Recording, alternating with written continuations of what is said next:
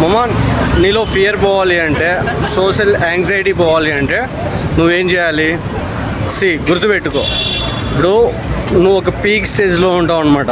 Like నువ్వు ఒక అమ్మాయికి ఇష్టపడి ఉంటావు, ఆ అమ్మాయితో ఎలాగైనా మాట్లాడాలరా అని నీకు ఒక ఇంటెన్షన్ ఉంటుంది.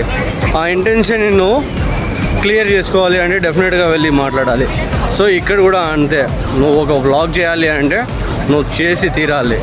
అది మంచిగా వస్తుందో లేకపోతే మంచిగా రాదో పక్కన పెట్టేస్తే నువ్వు ఖచ్చితంగా వ్లాగ్ అయితే చేయడం స్టార్ట్ చేయాలి, గుర్తుపెట్టుకో. సో నెక్స్ట్ థింగ్ ఏంటంటే, నువ్వు ఏదైనా ధైర్యంగా ఉండాలి. ఇంట్రోవర్ట్ని పక్కన పెట్టేసి, ఇంట్రోవర్ట్గా ఉంటే మాత్రం కష్టం మామ. ఎందుకంటే నువ్వు ఏది లైఫ్లో అచీవ్ చేయలేకపోతావు. ఎందుకు చెప్పండి?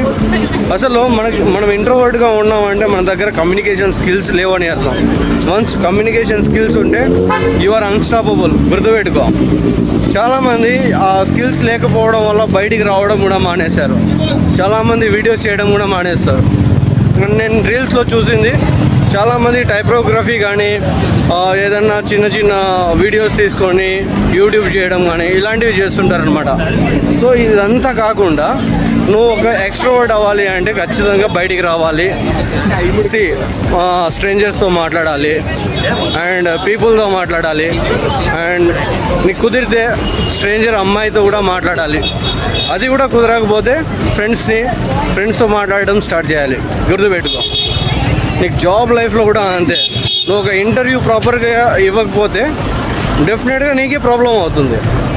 అదే నువ్వు ఇంటర్వ్యూ ప్రాపర్గా ఇచ్చావనుకో మంచి జాబ్ వస్తుంది, మంచి ప్యాకేజ్లో జాబ్ వస్తుంది అనమాట. సో గుర్తుపెట్టుకో మామ, మనం ఏదైనా అనుకోవాలి అంటే ఫస్ట్ మనలో ఉన్న ఫియర్ని బయటికి తీసేయాలి.